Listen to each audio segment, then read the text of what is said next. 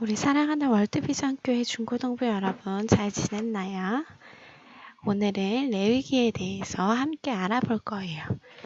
우리 친구들이 레위기라고 하면 굉장히 딱딱하고 재미없는 것으로만 알 수 있는데 이 레위기의 말씀을 통하여서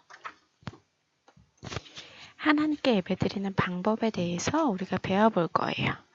레위기는 사실 지리보다는 문화와 더 관련이 많이 있습니다. 그래서 1장에서 10장까지는 하나님께 나아가는 방법, 즉 제사에 대해서 이야기하고 있고 11장에서 27장까지는 하나님과 동행, 즉 성화와 관련된 부분들이 많이 나와 있습니다. 함께 공부해 볼게요. 레위기의 배경이 되는 이 지역은 어디일까요? 이 배경이 되는 지역은 바로 시내산입니다. 이 시내산은 전도사님이랑 지난주에 이야기했던 것처럼 모세의 떨기나무가 있다고도 하는 장소이죠. 이 시내산이 어떠한 지역이냐면 흙이 단 하나도 없는 화강암으로 된 산지예요. 이 시내산이 얼마나 넓냐면 이 시내산 꼭대기는 무려 2000m 이상이라고 합니다. 이곳에서는 나무가 없어서 돌판을 만들었고 그 하나님께서도 돌판을 모세에게 허락해 주셨던 것이에요. 전도사님이랑 작년에 배운 그 5대 제사가 있어요. 5대 제사 무엇이라고 했죠?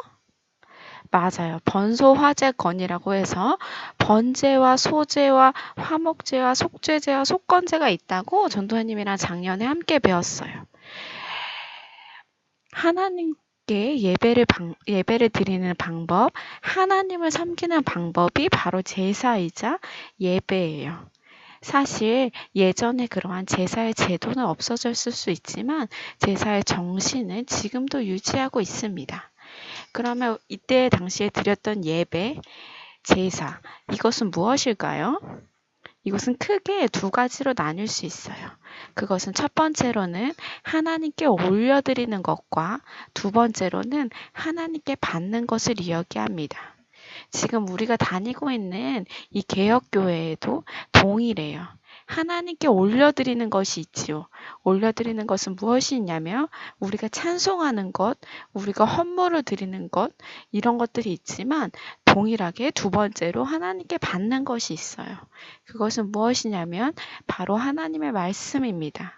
즉 무슨 말이냐면 예배는 하나님과 교제하는 시간이라는 것이에요. 제사를 통해 하나님께 어떻게 올려드리고 은혜를 받는지 5대 제사에서 잘 나오고 있어요. 특별히 지금 레위기 1장에서 5장까지는 백성들이 예배하는 방법에 대해서 나오고 있고 6장에서 7장은 제사장의 역할에 대해서 나오고 있어요. 제사장은 예수님께서 완성하셨으나 우리에게 이제 제사장이 되라고 하나님께서는 말씀하시고 너희는 왕 같은 제사장이다 라고 이야기하고 있어요. 그래서 레위기를 잘 보아야지 하나님과 우리 사이를 어떻게 화목하게 하고 하나님 뿐만 아니라 사람들과 어떻게 화목하게 하는 데 쓰임받을 것인가를 우리는 알 수 있습니다. 그래서 이것을 구체적으로 알아보도록 할게요. 처음으로는 번제가 있어요. 번제에 이곳에 나와 있는 것처럼 번제를 드릴지니 이는 화제라 여호와께 향기로운 냄새라 라고 기록하고 있습니다. 이 번제라는 것은 다 태워드리는 것이에요. 살뿐만 아니라 살과 뼈, 기름, 피 이 모든 것들을 통째로 태워드립니다. 뿐만 아니라 이것은 매일매일 드리는 번제로서 상번제라고도 이름합니다. 예루살렘에 존재했던 이 모든 시간 동안 매일매일 이 번제를 드리면서 하나님 앞에 헌신을 이야기하고 있었던 것이에요. 그런데 이것은 개인이 아니라 공동체가 함께 지속적으로 드렸어요. 번제는 그래서 이렇게 보이는 바와 같이 제사장이 이스라엘 백성들 전체를 위해서 드렸던 것이지요. 그리고 번제 다음에는 소제라는 것이 있어요. 이 소제라는 것이 어떤 것이냐면 지금 앞에 보이는 것과 같이 피 없이 드리는 유일한 제사라고 할 수 있습니다. 초실절에 특별히 하나님께 주신 것을 드리는 첫 번째로 드리는 제사예요. 사실 가인도 이렇게 제사를 드렸어요. 그러면서 우리가 알 수 있는 것은 피가 있는가 없는가가 중요한 것이 아니라는 사실이에요. 가인과 아벨이 제사를 드렸는데 하나님께서 가인의 예배를 받으시지 않으시고 아벨의 예배를 받으신 것은 그가 피를 흘렸냐 안 흘렸냐의 문제가 아니라 바로 믿음의 문제라는 것입니다. 왜냐하면 소재에 감사제가 있기 때문이에요. 그리고 소재를 드릴 때 이때에는 소금을 치라라고 지금 레위기 2장 13절에서 나오고 있습니다. 이 소금의 의미가 이 당시에는 무엇이냐면 하나님의 언약의 소금이라는 것을 일컫고 있어요. 그래서 여로보암이랑 아비야가 전쟁할 때 아비야가 40만 명이었고 여로보암이 80만 명이라 무려 40만 명의 차이에도 불구하고 소금 언약을 언급하면서 결국 아비야가 승리하게 됩니다. 이 소금 언약은 변하지 않는 영원한 하나님의 언약, 변하지 않는 언약을 의미하고 있어요. 또 번제 소제 다음으로는 화목제가 있습니다. 이 화목제는 번제와 소제와는 조금 달라요. 번제와 소제는 의무 제사에 가까운데 이때부터는 자원제에 해당하고 있어요. 자원제에 해당하는 것이 절기제, 감사제 이런 것들이 있는데 이건 모두 화목제에 해당합니다. 그래서 로마서 3장 25절에 보면 이렇게 이야기하죠.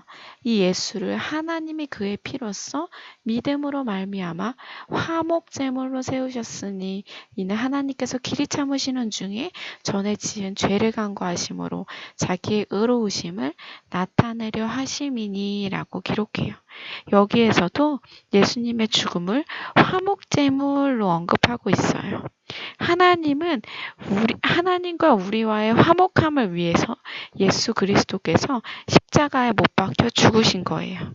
이 예수님의 죽으심은 사실 번제, 소제, 화목제, 속제제, 속건제 5가지 제사 모두에 해당하지만 그 강조점은 특별히 화목제에 있음을 우리는 알 수 있습니다. 그리고 지금 보시는 것 바와 같이 이때가 지금 6월절이에요. 6월절 제사 의식으로 화목제를 드리는 것입니다.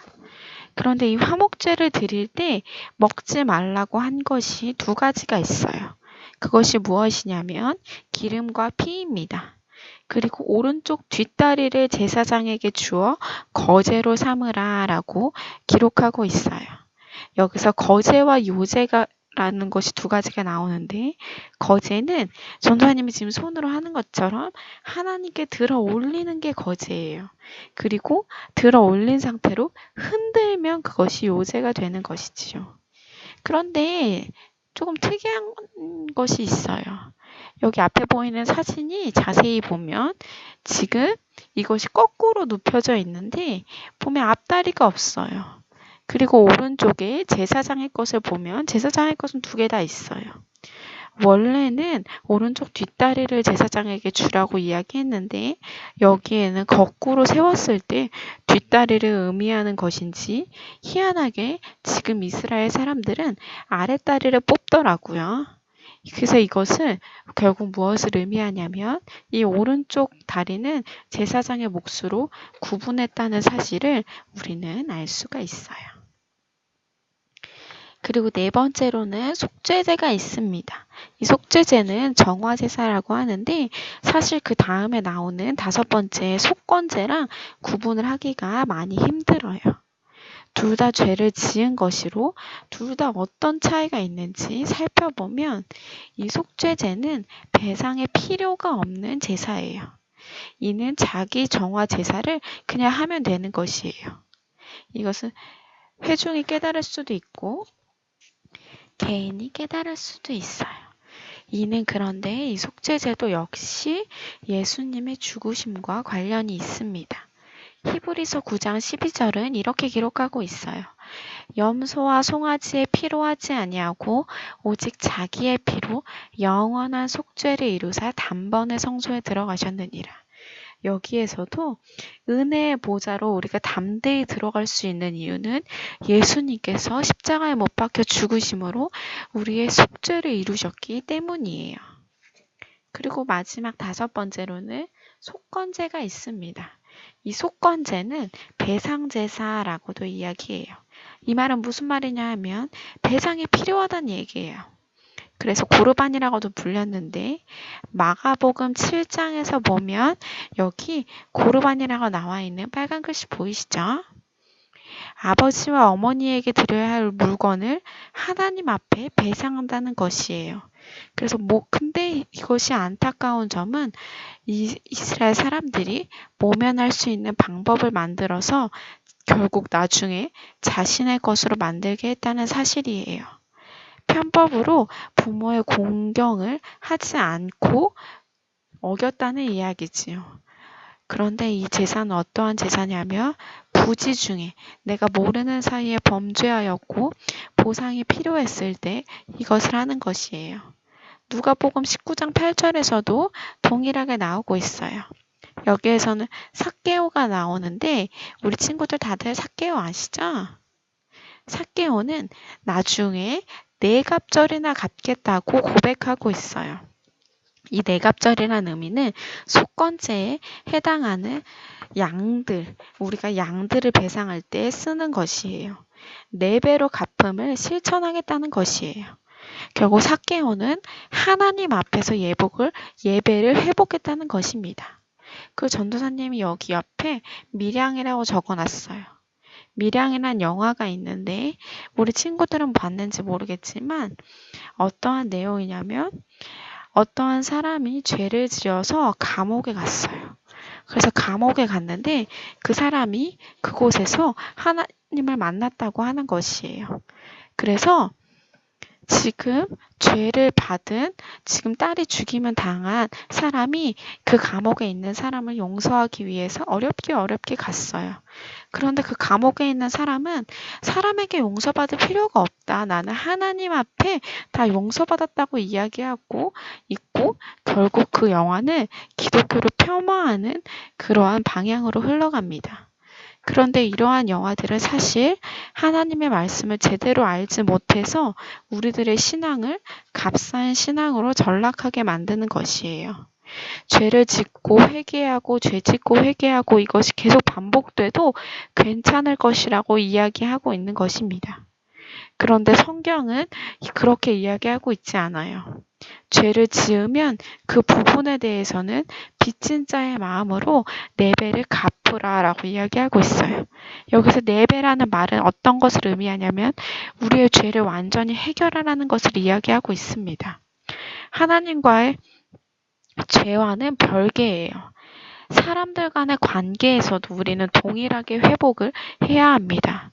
은혜를 받은 이후에는 우리들의 죄값을 하나님께서는 더욱더 물으세요. 사도 바울도 믿기 전에 행하였던 것을 그대로 받아서 다른 어떠한 사도들보다 더 많이 핍박을 받았어요. 그런데 여러분, 혹여나도 우리가 과거에 하나님을 배척했다고 하여서 두려워하지 마세요. 왜냐하면 하나님께서는 환난보다 하나님이 주시는 그 은혜가 더 크기 때문입니다. 자, 전도사님이 지금까지 이야기했던 5대 제사를 다시 정리해 보고자 합니다. 5가지 제사, 번제, 소제, 화목제, 속죄제, 속건제가 있다고 하였어요. 그런데 특별히 번제, 소제, 화목제 이 3가지는 자원제로서 하나님 앞에 드리는 것이고 죄를 지으면 반드시 치루어야 하는 것이에요. 그리고 화목제는 서원제, 자원제, 감사제 이 모든 것을 포함하는 제사입니다. 그리고 4번째, 5번째인 속죄제와 속건제는 의무의 제사로서 우리에게 회개와 결단을 요구하고 있어요. 그리고 속죄제는 특별히 정화제사라고도 불리고 속건제는 배상제사라고 해서 배상에 대해서 물어내야 되는 책임이 있다는 것을 우리 친구들은 기억해야 합니다. 그리고 마지막으로 전도사님이 이야기하는 것은 우리가 지금 이 때 드렸던 제사, 그리고 우리가 지금 드리고 있는 예배가 어떤 것인지를 확인해 보라고 하는 것이에요. 예배는 어떤 것이냐 하면 성령님이 임재하여서 하나님과 교통하는 시간이에요. 이때 성령님께서는 탄식하시며 기도하시고 우리가 기뻐하실 때 함께 기뻐하세요. 이렇게 우리와 연결된 분이시라는 것을 우리는 늘 기억해야 합니다. 그리고 제사 때 드려야 될 것이 딱 3가지가 있어요. 제사 때 이 딱 3가지만 드리면 되는데 어떤 것이냐 하면 10절에 나와 있는 이 빨간 글씨에 2 콩팥과 그리고 기름과 피, 이렇게 3가지를 우리는 반드시 드렸어야 했어요. 근데 왜 2 콩팥을 드렸을까요? 이 콩팥은 우리 몸의 가장 중앙에 있어요. 그리고 아기가 태어날 때 보면 사실 심장보다 먼저 생기는 것이 바로 콩팥이라고 합니다. 그리고 콩팥의 기능은 피를 걸러주는 역할을 하고 있어요. 이스라엘 사람들은 그래서 우리의 마음이 떨린다라고 표현하는 것이 내 창자가 떨린다라고 말하고 있어요. 그래서 결국 마음이 그들의 창자에 있다고 본 것이에요. 우리는 우리의 마음이 심장에 있다고 보는데 지금 우리나라 사람들과는 많이 다르지요. 그래서 마음을 드린다는 뜻으로 콩팥을 드렸던 것이에요. 이것은 신명기 6장 5절에 제일 위에서도 동일하게 나오고 있어요. 제사의 3대 요소가 신명기 6장 5절에 나오고 있는데 여기서 마음은 콩팥이라는 뜻이에요. 너의 마음을 다하고 뜻을 다하고 힘을 다하고 라고 해서 과거에는 콩팥을 드렸다면 그것이 나중에 후대의 신약시대에 와서는 너희의 마음을 다한다는 뜻이랑 동일하다는 이야기인 거예요. 그리고 그 뒤에도 다시 한번 살펴볼게요. 그리고 기름을 드린다고 이야기해요. 기름은 무엇을 상징하냐면 힘을 상징하고 있어요. 그래서 예배를 드릴 때 힘의 근원이 기름에 있다. 그래서 우리의 모든 힘을 드린다라고 이야기하는 것과 같아요. 그래서 신명기 6장 5절에서도 너의 뜻을 다하고 할 때에도 너의 뜻 다음에 너의 힘을 다한다고 할 때에도 동일하게 그 기름을 드린다와 마찬가지의 이야기예요. 그리고 피에 대해서 이야기합니다. 이 피는 무엇이냐 하면 레위기 17장에서는 피는 곧 생명이다라고 이야기하고 있어요. 이러한 것처럼 신명기에서도 동일하게 피는 무엇을 의미하냐면 생명을 의미해요. 그래서 마음은 콩팥을 의미하고 힘은 기름을 의미한다면 나의 모든 생명, 나의 모든 뜻은 바로 피를 의미하고 있습니다.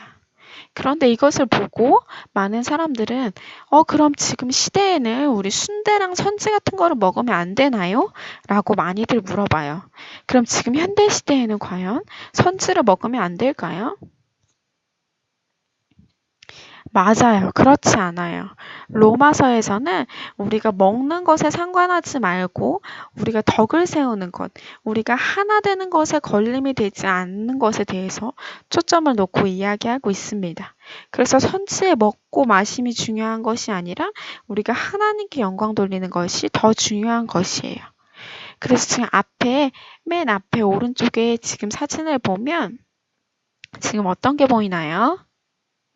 번철 위에 기름과 콩팥이 태워지는 것을 보여주고 있어요. 그런데 사실 이렇게 제사를 드릴 때 피를 쏟는데 이게 얼마나 쏟아지는지 요세푸스라고 하는 사람의 글에서는 하수도에서 피가 콸콸콸 나온다고 이야기하고 있어요. 그만큼 피가 많이 나온다는 이야기지요. 그리고 그 다음에는 제사장의 위임식에 대해서 함께 보도록 할게요. 특별히 제사장의 옷에 대해서 먼저 볼 거예요. 제일 위에는 관이 있는데 관에는 패가 있어요. 그 패에는 글씨가 하나 새겨져 있는데 뭐라고 새겨져 있냐면 여호와께 성결이라고 적혀져 있습니다. 제사장의 가장 중요한 것이 하나님 앞에 성결하는 것이에요. 그런데 하나님이 지금 이때 당시만 제사장이라는 것이 아니라 우리 모든 사람들이 제사장이라고, 왕 같은 제사장이라고 말하고 있어요. 그러면 우리는 어떻게 해야 될까요? 우리 또한 하나님 앞에서 성결해야 돼요. 우리가 예를 들어서 우리 마음속에 음란한 마음이 일어나는 것도 예수의 이름으로 물리쳐야 돼요. 그럴 뿐만 아니라 우리 안에 나쁜 생각이 드는 것도 예수님의 이름으로 물리쳐야 합니다. 마음이 거룩을 향하고 있기 때문에 예수님의 이름으로 물리치고 그것에 대한 생각을 없애려고 한다면 실제로 그 생각이 없어져요. 우리 안에 왜냐하면 우리 안에 예수가 있기 때문에 선포할 때 물러나게 되는 것이지요. 우리는 정말로 거룩한 제사장이 되지 않으면 안 돼요. 그 특별히 은혜를 받을 때 시험이 더 많이 큰 것을 볼 수 있어요. 그래서 우리 친구들이 우리 여름 성경학교에 가고 성경 캠프에 가면 은혜를 너무 많이 받고 오는데 돌아오면 전도사님 매일 똑같아요 라고 이야기하고 더 안 좋아지는 것 같아요 라고 이야기해요. 그것은 정말로 은혜 받을 때 이렇게 시험이 크다는 것이에요. 그래서 우리는 정말로 조심해야 돼요. 그 두 번째로는 우림과 둘림이라고 나와 있어요. 이것은 판결의 흉패라고도 불리는데 지금 어디에 있냐면 에봇에 있어요. 이 우림과 둘림을 넣은 조끼를 에봇이라고 하는데 여기에서 에봇 안에 주머니에 넣어놓고 있다가 그것을 딱 꺼냈는데 우림이 나왔다. 그럼 yes라는 뜻이고 둠림이 나왔다. 그럼 no라는 뜻이고 만약에 아무것도 안 잡혔다. 그러면 아니라는 이런 식으로 그들이 해석했다고 합니다. 그래서 실제로 다윗도 제사장이 없을 때는 본인이 기도하면서 결정하였지만 그일라에서 제사장이 에봇을 가져온 다음부터는 그는 제사장인 아비아달에게 항상 물어보았어요. 이러한 제사장은 사법권을 가지고 있어요. 지금 정권이 바뀌어서 문재인 정부가 들어섰는데 그 정부에서 있는 사법권을 가지고 있는 것이지요. 그래서 제사장의 옷이 중요한 이유는 국가의 대소사를 결정하는 옷이기 때문이에요. 그리고 밑에 보면 에봇 받침 겉옷이 있어요. 이것의 색깔은 청색인데 거룩한 청색이라는 것이에요. 그래서 나중에 옷수를 만들 때에도 청색을 두 줄로 만들었어요. 그래서 이것을 보고 너희가 거룩한 백성임을 잊지 말아라 하는 표시로서 사용되었던 것이에요. 그리고 또한 정결함을 위해서 가장 밑에 반포 속옷을 입었습니다. 일반인들은 하얀색 옷만을 입었어요. 근데 제사장들은 이렇게 흰 옷이 피로 물들 때까지 아까 피가 콸콸콸 나왔다고 하였는데 그 흰 옷이 피로 물들 때까지 사역하였어요. 하나님과 사람 사이를 이어주는 일들이 과연 이러한 일입니다. 우리가 전도를 할 때에도 우리가 믿지 않는 사람들을 전할 때에도 우리는 정말 우리의 생명을 다해서 우리의 모든 피를 쏟아내면서까지 이렇게 하나님의 영광 돌리는 일을 우리는 수행해야 해요. 네, 그래서 이렇게 제사장 위임식에 대해서 나오고 있어요. 8장부터 제사장의 위임식에 대해서 나오고 있는데 어떻게 기록하고 있냐면 아론의 머리 위에 관유를 부었다라고 이야기하였어요. 기름을 붓는 첫 번째 예식이 바로 아론에게서 시작되었다는 것이에요. 히브리어로 기름 부음 받은 자는 메시아라는 단어고 헬라어는 크리스토라는 뜻이에요. 아론이 대제사장으로 임명받으면서 결국 메시아로 그 메시아의 첫 번째 표상으로 나타나게 된 것이에요. 그리고 시편 133편에서는 머리에 기름을 부었는데 그 옷깃까지 내려오는 장면을 노래하고 있어요. 그래서 133편 2절을 보면 함께 읽어볼까요? 머리에 있는 보배로운 기름이 수염 곧 아론의 수염에 흘러서 그의 옷깃까지 내림 같고 아멘. 이렇게 내려왔는데 결국 예수님도 이 장면을 연상하시면서 십자가의 길을 가셨어요. 이렇게 내리는 것이 헐몬에서 시온까지 내리는 것으로 많이 묘사되고 있는데 이스라엘 가장 많은 곳, 제일 높은 곳이 바로 헐몬산이었어요. 그리고 시온은 바로 예루살렘을 의미해요. 예루살렘은 어떤 곳이냐면 여름에는 비가 너무 안 와서 시온의 나무들은 이슬들만을 먹고 자라요. 이 표현은 예수님이 변화산에 있었던 일들과 연관시켜서 생각해 볼 수 있어요. 예수님이 변화산에 가시는데 변화산은 가이사랴 빌립보 근처에 있어요. 그런데 이 전체 헐몬에서 시온까지의 거리는 무려 2814m 정도가 되었죠. 여기서 대화 주제는 누가복음 9장 35절에서 별세하실 것에 대해서 이야기하고 있어요. 변화산에서 예수 그리스도가 죽으실 것에 대해서 이야기하고 의논하였던 것이에요. 모세도 엘리야도 구원받는 길은 예수 그리스도의 십자가의 공로에 의해서 구원을 받을 수 있었던 것이에요. 예수님은 헐몬에서 그 이야기를 하시고는 시온으로 가셨어요. 예수님이 이 길을 가실 때 어떤 마음으로 가셨을까요? 그것은 바로 제사장의 마음으로 그는 가신 것이에요. 무리를 위해서 하나님과 화목하고 하나님과 화목되기 위해서 대제사장으로 그는 십자가의 길을 가셨던 것입니다. 그래서 헐몬에서 시온까지의 길을 십자가의 길이라고 많이 이야기하고 우리는 바라봅니다. 그 길에서 결국 아론에게 주셨던 기름 부음의 사역인 대제사장의 사역을 감당하셨던 것이에요. 또한 이때 한 여인이 그 가는 길에 기름을 부어요. 그 여인이 누구일까요? 맞아요. 마리아예요. 마리아가 향유 옥합을 예수님의 머리에 붓고 자신의 머리로 닦는 장면, 이 장면을 연상케 합니다. 마리아는 자신도 모르게 겸손하게 대제사장으로 맞이했던 것이에요. 그리고 아론이 속죄제를 드리는 장면이 나옵니다. 이 장면 역시 예수님이 자신을 드리는 장면과 매우 흡사해요. 속죄제를 드리고 그 다음에 화목제를 드리고 그리고 위임식이 다 끝나면 모세가 나와서 축복을 했어요. 그런데 그때 처음으로 하늘에서 불이 떨어졌습니다. 이 불이 떨어지는 것이 세 번이 있었는데 그게 언제냐면 처음에는 이 제사장의 위임식 때 불이 떨어졌고 그리고 우리들이 많이 알고 있는 것처럼 엘리야 때 불이 떨어졌어요. 그리고 마지막 한 번은 언제 때냐면 언젠지 모르시죠? 언젠지 아나요?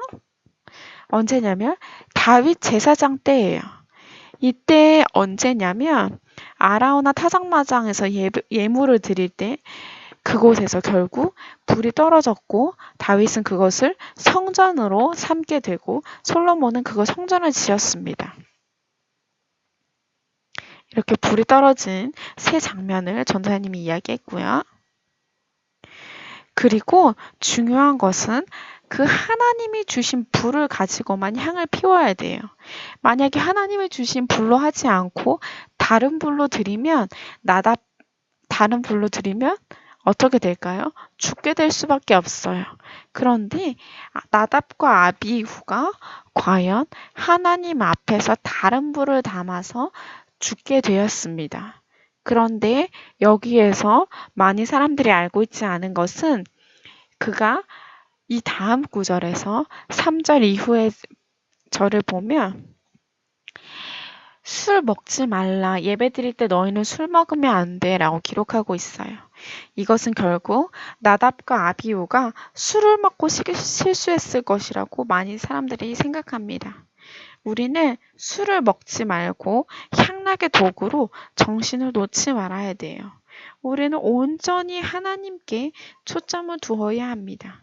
많은 친구들이 벌써부터 지금 중고등학생인데 MT 갈 때 술을 챙겨가고 그리고 많은 음란 사이트에 들어가서 동영상을 보고 여러 가지 향락의 도구들로 삼지만 우리는 그 향락의 도구로서 하나님 앞에 성결하지 않으면 안 돼요. 우리는 하나님 앞에 성결해야 합니다. 그리고 또한 여기서 불을 들여서 자신이 드리려고 하다가 문둥병에 걸린 사람이 있어요. 그 사람이 누구냐면 바로 우시야라는 사람입니다. 그리고 의심해서 벙어리가 된 사람도 있어요. 그것은 엘리사벳의 남편 사가랴라고 합니다. 그래서 우리가 밖에서 하는 제단은 바로 성도의 예배와도 같아요. 그래서 레위기 10장에서 이렇게 나오고 있고, 이것은 금단을 의미해요. 제사장이 하나님의 금단 앞에 드리는 것입니다. 이야기하였던 것처럼 성부, 성자, 성령 하나님이 그 가운데에 제단이 있어요. 즉, 우리의 기도가 그 가운데에 부어지게 된다는 것이에요. 번제단에서 드리는 예배가 함께 드려진다는 것이지요. 우리 교회의 권위 중에 하나는 바로 천국 열쇠를 준다는 것이에요. 그런데 그 천국 열쇠를 준다고 베드로에게 예수님께서 이야기하실 때 개인에게 주지 않아요. 공동체에게 줍니다. 그래서 바울과 바나바도 보면 희한해요. 사도행전에서 보면 바나바의 역사는 나중에 없어지고 바울의 역사만 기록하고 있습니다. 바나바는 약한 자와 같이 갔어요. 마가라는 자를 같이 데려갔어요. 그럼에도 불구하고 바울은 그를 함께 데려가지도 않았는데 하나님께서 바울의 역사를 택한 것은 교회의 형제들의 부탁을 받았기 때문이에요. 교회의 파송을 정식으로 받았기 때문이지요. 그래서 우리는 교회의 지원과 교회의 부탁을 받고 교회 안에서 생활해야 돼요. 교인의 기도를 금단 위에 부었다는 것을 결국 우리가 기도를 해야 된다는 것을 다시 한번 강조하고 있습니다. 그리고 레위기에서는 먹고 마시는 것에 대해서 이야기해요. 무엇을 먹고 마셔야 된다고 이야기하고 먹고 마시면 안 되는 것에 대해서 이야기하는데 지금 유대인들이 유대인답게 하는 것이 크게 두 가지가 있어요. 유대인이 내가 유대인이다라는 자부심을 가지고 현대 유대인들이 유대인답게 되는 것은 첫 번째로 규칙 있게 먹는 것이에요. 히브리어로 코셔라고 하는데 먹는 것에 대해서 그들은 굉장히 규칙 있게 먹습니다. 그리고 두 번째는 그들은 안식일을 철저히 지켜요. 그런 것과 같이 우리도 역시 마찬가지예요. 우리는 먹는 것, 술 취하는 것에 대해서 조심해야 되고 그리고 또한 안식일을 드리는 것, 주일 성수를 하는 것, 이것이 우리는 굉장히 중요합니다. 여기서 성경에서 먹을 수 있는 것은 굽이 갈라지고 되새김질하는 것이라고 해요. 그래서 앞에 보이는 것처럼 돼지는 먹을 수 있을까요? 없을까요? 맞아요. 우리는 지금 돼지의 삼겹살을 너무 맛있게 먹는데 이 돼지는 굽이 갈라지나 되새김질을 하지 못하기 때문에 먹지 못해요. 그리고 여기 왼쪽에 나와 있는 낙타는 굽이 갈라지지 않았고 되새김질을 하기 때문에 결국 먹지 못합니다. 이렇게 먹을 수 있는 것들을 보았고 또 먹을 수 있는 생선은 무엇이 있었냐면 지느러미랑 비늘이 있어야 돼요. 그런데 사실 바다 생선은 거의 대부분이 지느러미와 비늘이 없어요. 그래서 거의 먹지 않게 되었어요. 근데 사실 이스라엘은 바다 어부가 거의 없어요. 바다 물고기는 관심이 없기 때문이에요. 그들은 그 뒤쪽이 아니라 가운데 염해 이쪽 근처에 살았는데 그쪽은 민물고기가 많이 살았어요. 그리고 조류의 같은 경우에를 보면 조류는 맹금류는 먹지 말라고 하고 곡식류, 닭 같은 거 먹을 수 없다고 기록하고 있습니다. 그리고 곤충. 전도사님은 곤충 너무너무 징그러워하는데 곤충은 뛰는 것들은 먹을 수 있었어요. 이스라엘은 너무 건조했기 때문에 이러한 뛰는 것을 먹었어요. 그래서 세례 요한도 뭘 먹었다고 했죠? 맞아요. 메뚜기와 석청을 먹었다고 하였어요. 지금 보면 그거는 건강식이었겠지라고 생각하지만 사실 거기에서는 그것밖에 없었어요. 그리고 해산 후 정결기간에 대해서 나옵니다. 여인이 아이를 낳은 다음에 며칠 후에 정결하게 되느냐라는 것이에요. 근데 남자는 7일, 2절에 보면 7일 동안 부정하다고 했어요. 7일 동안 해야 되고, 그리고 4절에 보면 33일 걸린다고 해요. 그럼 7일 더하기 33일은 모두 40일 후에 깨끗하게 된다는 것이지요. 그런데 여자아이는 남자아이와 좀 달랐어요. 이 7일이라고 빨간색으로 기록하는 것처럼 이 7일은 7, 2, 14에서 14일을 의미하고 그리고 66일 해서 남자의 2배로 80일 동안 정결기간을 가졌어요. 그런데 사실 요즘의 현대는 40일을 한다고 합니다. 그 누가복음 2장 22절에서 보면 예수님도 정결 예식을 40일 동안 하셨다는 것을 나타내고 있어요. 정결 예식의 날이 참에 아이를 데리고 예루살렘에 올라갔다고 기록되고 있기 때문이에요. 그래서 동방 박사도 40일 후에 왔을 것으로 생각합니다. 그 부정한 병들에 대해서 나와요. 사실 나병 환자가 이스라엘에는 되게 많았어요. 왜냐하면 그들은 피부는 지금 너무 습하기 때문에 피부는 두꺼워질지 모르지만 속이 굉장히 습했어요. 그래서 그들은 이스라엘 사람들은 더위에는 강할지 모르나 피부병이 너무 많이 걸렸어요. 그래서 이러한 사람들이 나병에 많이 걸렸던 것이지요. 피부에 나는 모든 병들은 이들은 나병이라고 이야기하였어요. 그 다음에 유출병이라고 하는데 유출병은 사실 형제들에게 나타나서 25절에 보면 마가복음 혈루증이라고 이야기하고 있어요. 혈루증에 걸린 여인이 예수님의 옷깃을 만졌다. 아까 그 제사장의 옷수를 이야기한 것처럼 예수님의 옷수를 만진 것이에요. 근데 그럼에도 불구하고 그는 믿음으로 나아가게 되었죠. 그리고 어떻게 보면 레위기에서 가장 중요한 대속죄일에 대해서 한번 볼 거예요. 이것은 우리의 죄사함과 관련이 되어 있고 오른쪽에 보면 아사셀 염소라는 것이 나와 있습니다. 이것을 보면 성전에서는 제사장들이 옷을 입고 먼저 스스로 깨끗해야 됐어요. 자신이 깨끗해야 회중들의 죄를 용서할 수 있는 권한을 가지기 때문이에요. 송아지 피를 가지고 와서 씻게 되고 그리고 흑송아지 2마리를 가지고 와서 이스라엘 전체의 죄를 잡게 됩니다. 그래서 하나는 여호와께, 하나는 아사셀 염소로 지금 들어가기 위해서 제비를 뽑습니다.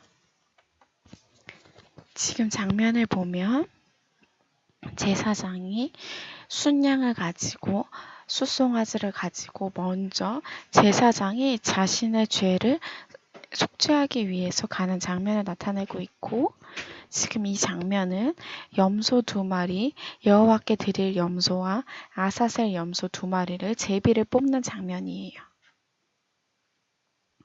그리고 이렇게 염소를 죽인 다음에 향을 피웁니다. 그래서 향이 이곳에 가득히 돼가지고 자신의 죄를 가릴 수 있도록 자신의 죄가 보이지 않을 수 있도록 하는 것이에요. 여기 보면 지금 왼쪽 밑에 있는 사진은 어떠한 사진이냐면 이 사람이 닭을 잡고 있는 것이에요. 요즘에는 이스라엘 그 지역에 이슬람 사람들이 다 장악하고 있어가지고 제사를 드릴 수 없습니다.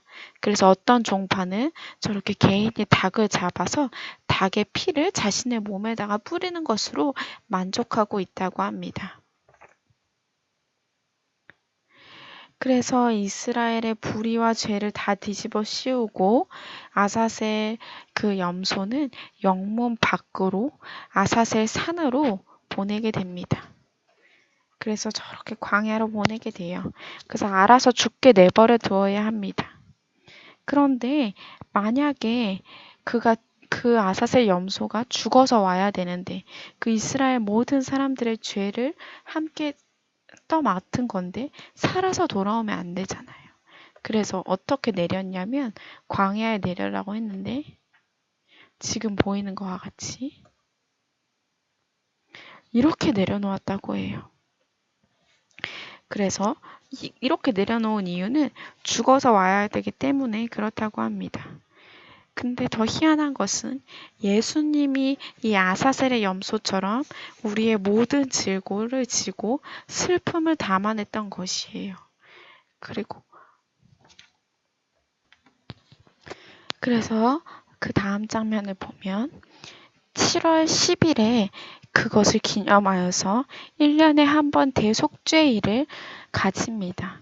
피를 7번 뿌려서 넘어간다는 것이에요. 그래서 우리가 모든 언약을 지키지 못하여도 우리의 죄를 간과하여 주신다고 합니다. 그래서 이 대속죄일을 안식일 중에 안식일이라고 하고 1년에 딱 한 번 하는 것이라고 합니다. 그런데 이 아사셀 염소와 같이 예수님의 죽음 또한 이중적이라는 사실을 알 수 있어요.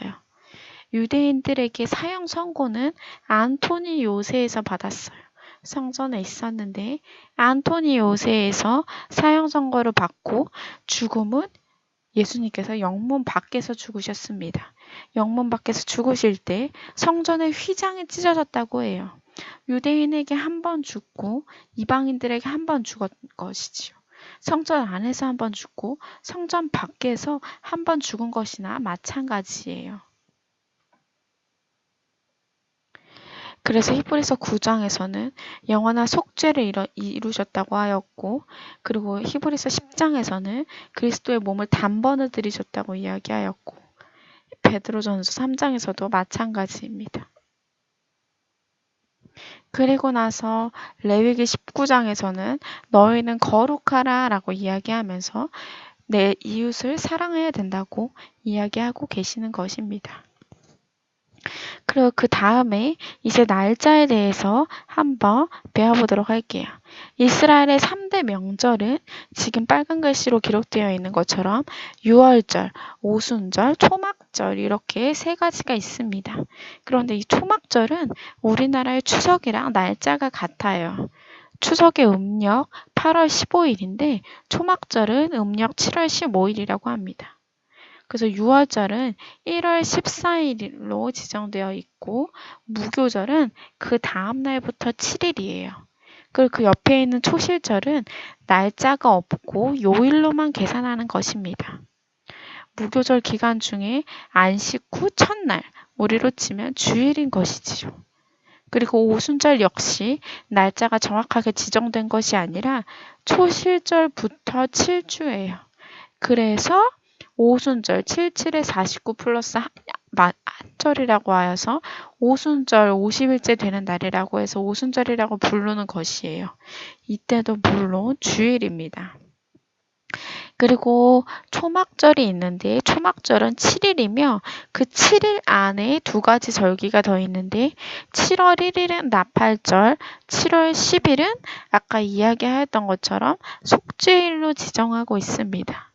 그리고 뒤에 나중에 수전절이랑 불임절이 나오는데 수정절은 외경 마카비 상에 나오고 불임절은 우리가 잘 알고 있는 에스더서에 나와요. 이 두 가지는 이 수전절과 불임절은 모세의 율법이 아니라 후대에 생긴 것입니다. 이 둘은 반드시 지켜야 하는 모세 오경에 있는 것이 아니라 이스라엘 사람들이 너무나 기뻐서 드리는 것이에요. 예수님도 수전절에 성전에 올라가셨습니다. 그리고 지금 예수님과 그 신약과 구약의 관계를 살펴보면 예수님은 유월절에 고난을 받으시고 무교절에 무덤에 묻히셔서 우리 모든 죄를 아사셀의 염소처럼 다 제하신 다음에 초실절 날에 우리를 의롭다 하시기 위해서 부활하셨고 그것뿐만이 아니라 부활의 첫 열매가 되셨어요. 이때부터 40일 동안 이 땅에 계시다가 7일 후에 성령님을 내려주심으로 교회가 시작된 것입니다. 그리고 교회 생활을 열심히 하다가 초막절이 돌아와요. 초막절 이때는 혼인잔치 예식을 연상해요. 초막절 때에는 밖에 나가서 실제로 초막을 만들고 그것을 기념하는 것입니다. 명절을 통해서 하나님의 말씀을 너희는 늘 기억해야 돼 라는 그런 사이클을 주신 것입니다. 유월절과 무교절이 나오는데 이때 가장 중요한 것은 누룩을 제거하는 것이에요. 그리고 사마리아인들은 유월절날 흰 옷을 입고 지금 보이는 것처럼 이렇게 흰 옷을 입고 지킵니다.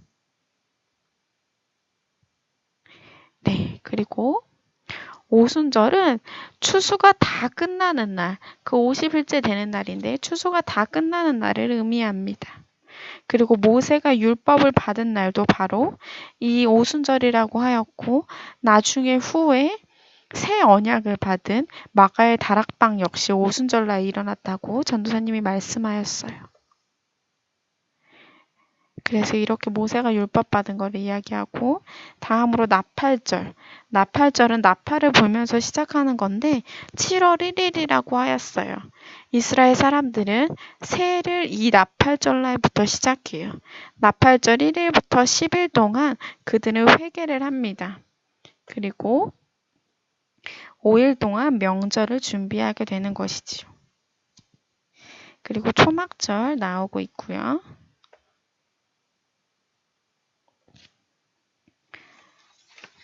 초막절은 이렇게 초막 안에서 하나님 앞에 기념하며 드리는 것입니다. 그리고 수전절은 마카비 혁명 때문에 생긴 것으로서 팽이를 돌리면서 그들이 망을 보았다고 해서 팽이를 돌리는 예식을 가지고 있습니다. 그리고 8일 동안 성전을 청결하게 하였다고 해서 하루에 하나씩 촛대에 불을 켜는 장면, 지금 오른쪽 장면을 볼 수 있어요.